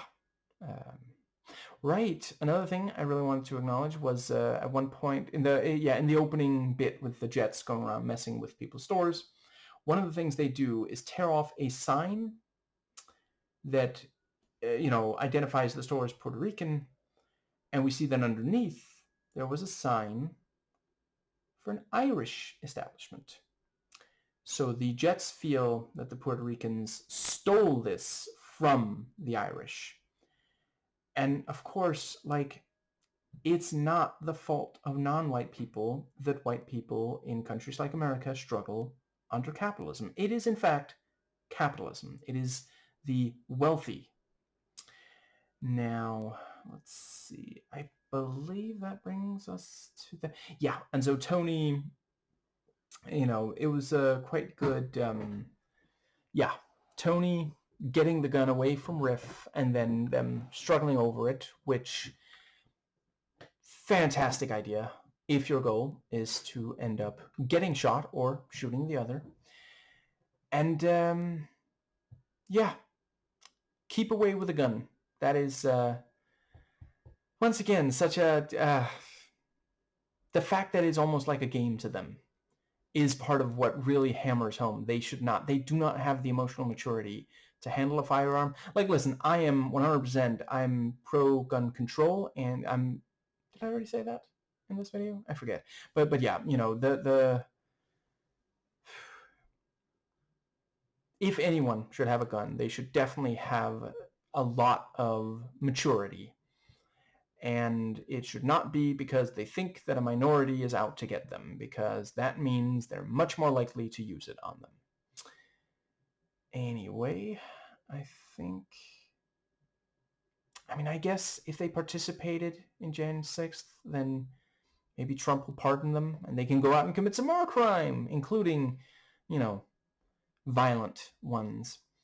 Anyway, I guess that does bring us to the, let's see. Where were we? Yeah, I wasn't sure if the gun was going to end up going off, going over and into the water, or what exactly. Fantastic. It must have been maybe partially location scouted, but at least some of that must have been built. It was just, yeah, because we have this dangerous area. There's holes in this bridge. They should not be on it. They should not be dancing around on this. But it's also, so yeah, let's see. It's dangerous to be there, especially doing what they do. It's also one of the reasons why they struggle so much. All this, like, parts of, America that have just been allowed to fall apart because it wasn't sufficiently profitable anymore. And I think the next thing is the conversation. Oh, right. We get loved the, Maria, Tony calling out for Maria, singing her name, saying it's all, she's his everything. And then, he keeps looking at windows and, we get, oh, that's not the right person. And the let's see. Right, which actually, yeah, come to think of it, I guess each of them is named Maria is the point, and they're like, is he calling for me? And let's see. Yeah, eventually it is the right one, and they even have the. That was very Romeo and Juliet coded. That was yeah. And the thing with, I forgot why I called you up here. I'll wait until you remember. This is so sweet. And yeah, we have a bunch of them are brought in for questioning. And that's one of the times where anybody's really shows that he means business. He fights, he gives a nosebleed to one of the other jets, and ends up escaping, and and some of the cops have to follow him and such, just assaulting an officer. And again, that's part of how he proves himself. With violence. That's the only way they'll ever accept him as how he sees himself. And that's a major red flag. Like, that helps prove that he should not be seeking their approval. And of course, he's young. And I understand that a number of young members of the LGBTQ plus community are, they sometimes seek approval from the wrong people. And yeah, like it's great to both have, there's some positive representation going on here, because he is who he's, the movie acknowledges, no, he is a man. That's his gender identity. But he is also making a mistake, and one that some members of the community make. So, anyone who's in the community who watches this, they can both feel like, oh, I'm actually there on screen, and also feel like the movie has something to say to them rather than you exist. Which can be really pandering if that's all you have to say.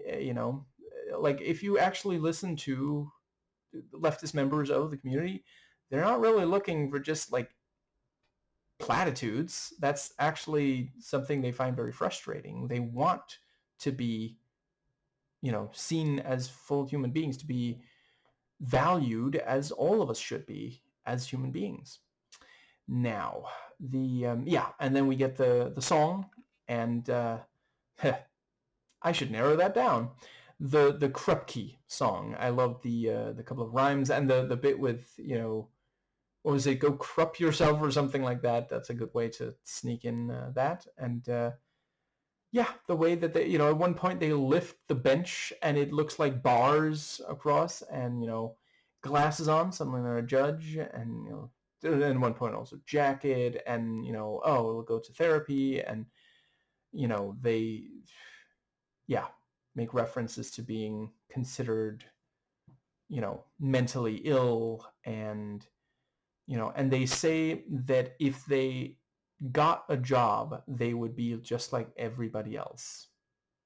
And that is, of course, how a lot of young people feel because of capitalism, because you're just a wage slave, you're a drone, you're not seen as a full person. And that, again, is not the fault of minorities, it is the fault of the wealthy. And yeah, and there's the thing about how they don't know their fathers, and and the thing about their parents smoke marijuana, but they won't give me a puff. Wow. And yeah, their parents didn't really want them, and so they didn't get the love that they should, and this is how they turned out.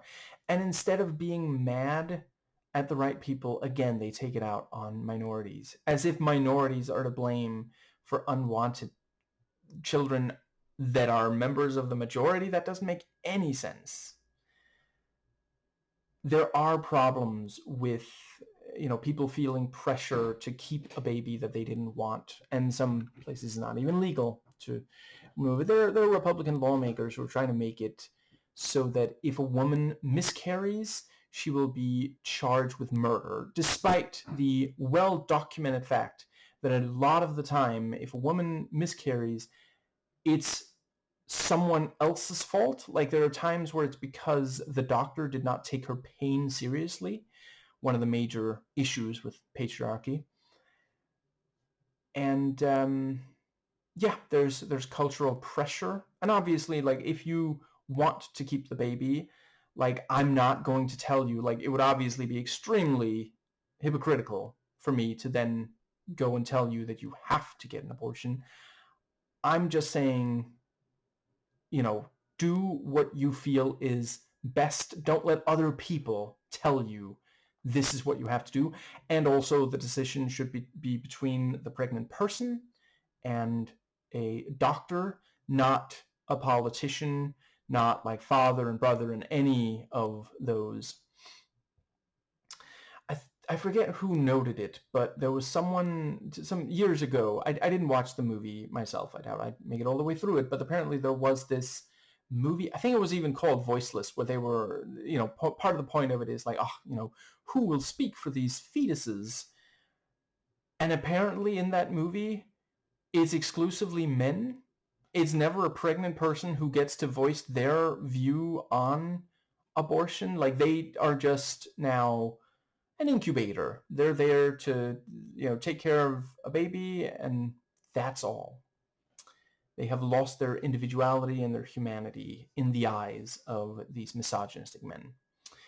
Now, I think that does bring us nicely to the but yeah, so it is like we understand why, lack of good parenting and love, but they also are choosing not to try to get out of this situation because they don't want to take a job. What is it we see with the Puerto Ricans? Oh, right, they do have jobs. I'm not saying that, like, I'm a big believer, I already mentioned, we should definitely, like, the way capitalism is right now, it is really not working, and that is, gradually becoming clearer to more and more people. But you cannot, like, yeah, the big problem is that they're blaming the Puerto Ricans when the Puerto Ricans are just trying to get by. Anyway, I think that does bring us to, yeah, so we have Maria at work, and yeah, just wonderful. The whole, she picks up a scarf and notes the price, and plays pretend at being one of these rich white ladies. And yeah, like this is yeah, it's so well done. I already mentioned the contrast between, you could have, these jets, like, why aren't you dancing with these girls who want to dance with you, these women who want to dance with you? And here you also have this contrast between, well, they're never going to see that kind of wealth. They're not going to, so they just, and there is some fantasies and playing pretend, but there's also some mocking, absolutely loved that. And let's see, I think that is right. Actually, yeah, I think I may have skipped ahead because that's where we have, yeah, so we have the, they go to this place, and we have this thing of like, I don't think it's accidental that Riff specifically says that if Tony promises to go, then Riff doesn't need to bring the gun. That's meant as an endorsement, but not exactly the highest praise. Like, he's literally saying, one way or another, we are bringing a weapon. Now, are you gonna be it, or is this gonna be it? And yeah, so the gun is there, and we also have the yeah, they go in there, and they they turn on the light, but only very briefly, just I guess just to note, oh yeah, salt. Who am I to deny a fight on Crate? And yeah, the it's just so effective seeing poor Tony trying desperately to verbally de-escalate, and it's just not happening. There's too much anger there. And we see that, on more than one occasion in this film, love is actually what leads to the violence. The idea that, a jet could love a shark as a relative, when really, obviously, that should have the opposite impact. Like, if they were being emotionally mature and rational, they should stop and think, wait a second, that means we don't have to fight if we could get along, but it actually enrages them even further. And yeah, the knives come out. Appreciate the way that that's shot and edited to really underline, we're going to a new stage here. It's becoming even more violent. And yeah, with Riff dead, Tony reverts. Bernardo kills Riff. Tony kills Bernardo. Violence begets violence. By the end of the movie, Chino has killed Tony, who never wanted this. He didn't want to return to this at all. And yeah, anybody's make sure to, get some, stays around and realizes that it's now Chino who has the gun. Also, I thought that maybe the gun would be found by the cops and that they would notice this has Tony's fingerprints on it, because we know he's in the system. He did time. And let's see, I think that is when the yeah. So yeah, Chino goes to Maria and explains about the the outcome. Right. Also appreciate that Anita in church sings about, she's okay with the gang activity because when Bernardo shows up, sorry, tongue not cooperating for some reason. I was not trying to mispronounce his name. When Bernardo comes home, he will be hot, and she gets shushed twice. Not only is that where her head's at, she's thinking that in church, and she's singing it. Yeah. And that is also, the movie is not letting the women off the hook entirely either. I think a case could be made that basically every major character makes at least one mistake that worsens things in this movie. And that does, of course, make it more interesting. And I understood every decision a character made throughout this entire thing, even while obviously disapproving of a number of them. And yeah, so Tony hides, and the cops question, and we get some of the, throughout this movie, every so often, a white person will tell a Puerto Rican, you have to speak English. And I noticed that, let's see, I don't think that was Krupke. No, that was Shrank. That was pretty funny. How tall were you before you shrank? He understood. So it's like, really what you're saying is, I'm in charge here because I feel in charge. He's not actually saying, I don't understand what you're saying. Because listen, he's a cop. He's on duty. He's trying to do his job. If he doesn't understand the witness statement, I'm pretty sure it's, if he doesn't understand what's being said, that's a problem. Obviously, he can't do his job properly. But if he understands, it kind of seems like he's just throwing his weight around. He just wants to feel powerful. And he also makes sure to know, there's the thing about, like, were you married? Well, we were going to be. So you weren't married. Oh, so you're not even his widow. She literally just lost her partner of 5 years.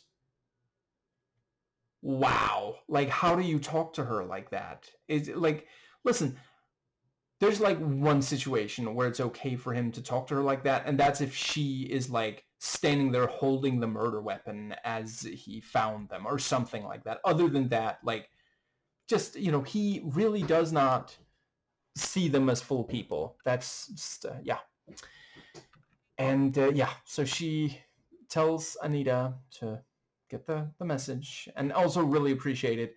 I was wondering if they were going to. I'm really glad that Anita did catch Tony before he left through the window, and yeah, we have the conversation. She does not think this is even remotely okay. And I also really appreciated that Tony doesn't really try to deny what he did, just explain himself. Oh, and we also have the date, which yeah, she does go along, but she's also trying to tell him, listen, you gotta tell Riff to call this off, and he tells her, you gotta tell Bernardo to call this off. And no one really listens to them, and he's also like trying to kind of make excuses and saying, well, I mean, at least you have family. We don't even have, that. And it's like, so you're attacking them. He's not currently, but you're justifying attacking them because they have families and you don't. That's not going to get you a family. It might get you locked up, might get you killed by the end of the movie. 3 of them are dead. This isn't the way to do it, And again, like, listen, I'm not saying it works for everyone, but hypothetically, if at least some of these did try to get a job and just make a stable life, get a partner, women or otherwise, and woman or otherwise, and then just like make a life that would probably make them happier than gang life. And okay, I feel dirty. I am not a corporate stooge. I'm not saying that I'm saying that's the lesser of the evils. I'm saying that's more likely to lead to a longer, happier life than the gang activity. I'm not saying that you should have to settle for that. And I don't think the movie is either, because we do get several lines about, rent is expensive. And I mean, that's another thing. Like, by the end, is Maria and Anita even going to be able to stay in that same place? Or, I mean, I guess maybe she can find, at least one of them can find a man to move in and help with the rent. But yeah. And the part where so Tony talks to Valentina and is like, I mean, we know immediately. I appreciate that they don't take forever to do, because it's the gag. Sometimes Spielberg just likes to do a classic gag. We already know, because we watched a movie before. He's not actually talking to Maria here. He's talking to someone else. He's rehearsing or something, and he's getting language lessons from her. And it was great. I knew just enough Spanish to pick up. At one point, he says, let's see, yeah, one of the compliments, she doesn't translate that into Spanish. She just says, verdad, and that means truly, or is that true, or something. And then he writes it down because he thinks she was translating rather than asking, really? And that's a funny joke. And yeah, so he checks the cheat sheet and does indeed say, and I also appreciate, Valentina's like, should you maybe ask her on a date before you confess your undying forever love? But he doesn't, and she can't help but laugh. And then she's like, you know what, fair enough, let's kneel. And then she says her vows, and then he's laughing, and it's like, well, here we are. It's and yeah, I believe that does get us to the yeah. So let's see. Yeah, also I really appreciate, I mean, Riff was a character that I definitely did think was like, really, you're obviously on the wrong path here, but I still cared when he died, and not just because Tony did. And yeah, so Anita goes to deliver the message, and lies through her teeth because she doesn't want Maria to be with Tony. And that's when we have the they try to block her path, and Graziella is like, yeah, go ahead, leave. Nobody wants you here. And nobody wants her there, but they're still gonna block her in there. It's like, and she did go to someone who is Puerto Rican. And also the fact that, you have that bit about, technically Valentina is Puerto Rican, and, Riff apparently thinks that, well, no, but she married a gringo, which makes her a gringa, and it's just not true. And so if I understood correctly, that technically also means, if I understood the movie correctly, Valentina is the birth mother of Tony, which would make him half Puerto Rican, which,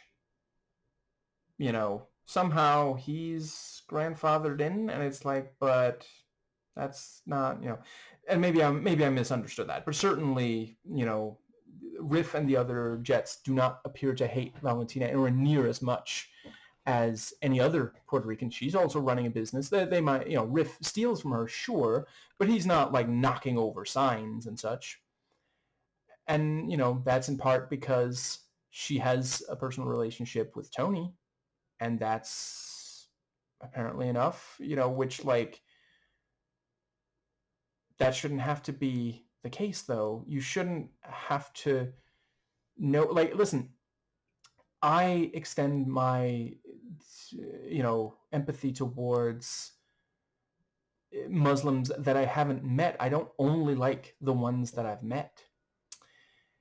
Now, I think that is, so the, hearing that Maria is dead, he says that love is life. He didn't understand that before, but he does now, and Valentina can't convince him otherwise, even though she has enough perspective to appreciate, and it's also this thing of, like, so I try not to be a buzzkill about it, but technically what we're seeing here, this thing that has so much power over Tony that, he's like, he didn't want to fight, but he did still go to the dance, where he knew they were going to discuss fighting.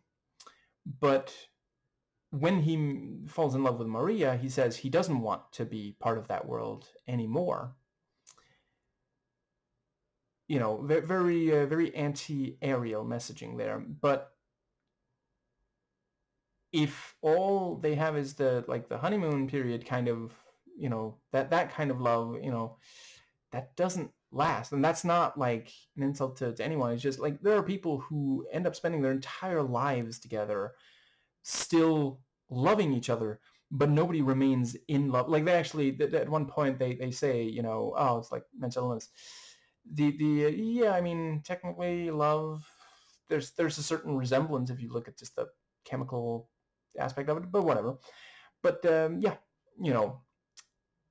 you have to get to that creepy-uppy kind of love if it's going to last forever. I do think that if they hadn't been able to bring it to that, then even if they had survived the movie, they might not have been able to stay together.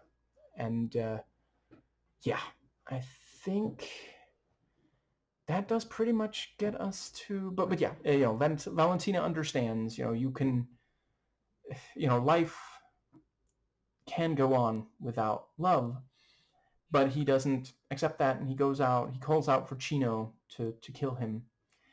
And Chino's a tiny bit late, but he does deliver on that. And right in front of Maria. And I quite appreciate that in both scenes with lethal violence, as soon as someone is dead, it changes completely. And no one in the entire movie kills more than one person. But some of them, 3 of them, they don't stop short of it. They just only stop right after because Chino doesn't want to shoot anybody. There's jets right there, more jets, I mean. But yeah, and Maria picks it up, and she's the only person to let's see, one of the only people in the movie to she could have killed one of them, but she doesn't. She just makes the point that she could, and she's choosing not to, because where does it end? How many more bullets are in this thing? How many, is this just going to keep going until eventually everyone is dead or they're out of lethal weapons to use on each other? What is the point? What are they accomplishing here? And the fact that Tony keeps moving towards her even as he's being shot, because he noticed it didn't fly past him, it hit, and yeah, singing as the dying, it's like she doesn't want violence. She just wants to point out that she has the capacity with the gun in her hand, just like Chino did, and she's choosing not to. And yeah, the camera pans up and we see this, I'm not sure it's supposed to be the same, but it looks like, this what do they call it again? Fire escape, I guess. And yeah, that's where they had one of their tender moments, and now he's gone. Also really appreciated. I mean, it's, we can be honest about it. Clearly, the couple did have sex in the bed, but it's not necessary to show, because like, what would that get across? Like, the important thing is that that's where their relationship is, and meanwhile, yeah, like it's a movie of love contrasted with murderous rage, and seeing them post-coital and seeing 3 people die within maybe 30 minutes of screen time, just about. Yeah, that, like, they're making the wrong choice, is what the movie is saying. They could all opt for love instead, And I'm not saying that everybody ends up in a couple, especially not necessarily a monogamous couple, but that there are other kinds of love. There's brotherly love. You can love others in a non-sexual way and just view them as full human beings and not want violence against them. And and I'm not saying that, obviously, if you find yourself realizing that you've been radicalized and now you have to de-radicalize, I'm not saying it's easy. It can take a long time, but you make that, you ideally you make the right choice. You choose to pursue de-radicalization, and you put in the effort and the time. And I mean, I've seen some compare it to recovering from alcoholism, for example. Hate can be a powerful drug, but you don't have to stick with it. Tomorrow is another day. There's time. And thankfully resources as well. Yeah, I believe that... Right, and yeah, the couple of times, so let's see. If I recall correctly, it's right after... I forget if it's after both of the stabbing deaths, but at least one of them is followed up by us hearing the church bell tolling. Wonderful choice, getting across, yes, he is dead. And that's another thing, they don't draw out, that might have gotten a hard R, because it's not like, the important thing is that there are these murders. People are dying, and it's not like accidental. Like, someone makes a decision and carries it out and immediately regrets it. And yeah, the I mean, one of the things happening there at the end is Chino's trying to prove his masculinity. He thinks that the fact that he's not a gang member, the fact that he's not, violent normally, he feels that makes him less of a man. And then he tries to prove that he is a man by killing. That doesn't make you a man. That, it just makes you a killer. And yeah, the way that they carry away Tony, like this sort of funeral procession, really, really nicely done. Because there are other ways to carry, a person, but it's like he's already in his coffin, the way they're carrying it, But yeah, just a wonderful film, and yeah, I think I have said everything by now. I'm just gonna real quick mentally fast forward through the entire thing. I guess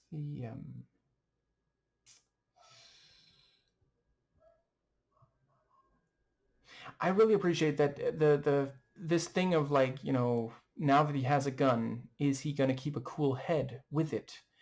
That's given an entire song and dance number, because it is that important. Like, and that's, I really do appreciate about Spielberg. I haven't watched all his films, so I don't know if it's consistent, but across a number of them, he does value human life. He thinks that we should not be killing.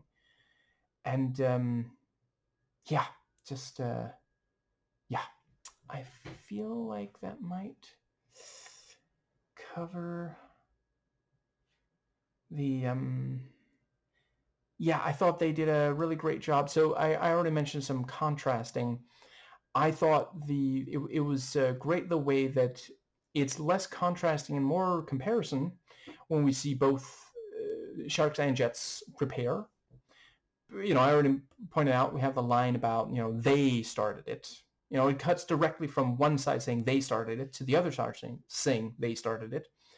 But also look at all these similarities. They are both arming up because they don't trust the other side. We saw them negotiate. We saw that they said they weren't going to bring, they specified no knives, no guns, at least, and yet there they are, and yeah, mistrust, hatred, bigotry ends up getting 3 people killed, tearing apart this loving couple, and causing all this pain. And for no reason. Like, what does anyone have to show for their bigotry by the end of this movie? There's no one who gained anything from this. And like, ultimately, we don't know for sure, but I wouldn't rule out that this is going to culminate in Chino ending up in prison. I think there's some chance that he's going to turn himself in. Let's see. I think it was Tony who kept saying he was going to turn himself in, and Maria talked him out of it. I think Chino might end up the same. And yeah, Tony, for all this thinking and caring and trying to be better. Yeah, and I appreciated it being called out. The Bernardo says, you think you're better, you're changed because you're with a woman from Puerto Rico. And that is actually a thing that, like, I mean, white liberal kind of thing, some will like be with someone from a minority group just to be like, see, I'm so accepting. And like, I don't think that's it's not the totality of what is happening, but I don't necessarily think that it is none of what is happening either. And once again, like the fact that he does pursue her without first making sure that Bernardo is comfortable with it, he did not have to, and she of course also knows that this could go badly. Yeah, I would say every decision that drives the plot, there's at least some element of a mistake being made.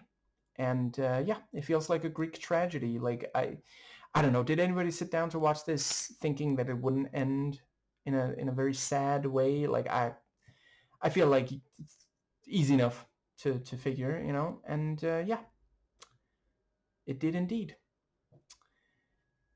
And let's see. There's at least one more thing that I wanted to make sure to say. But what was it again? So the yeah. Um,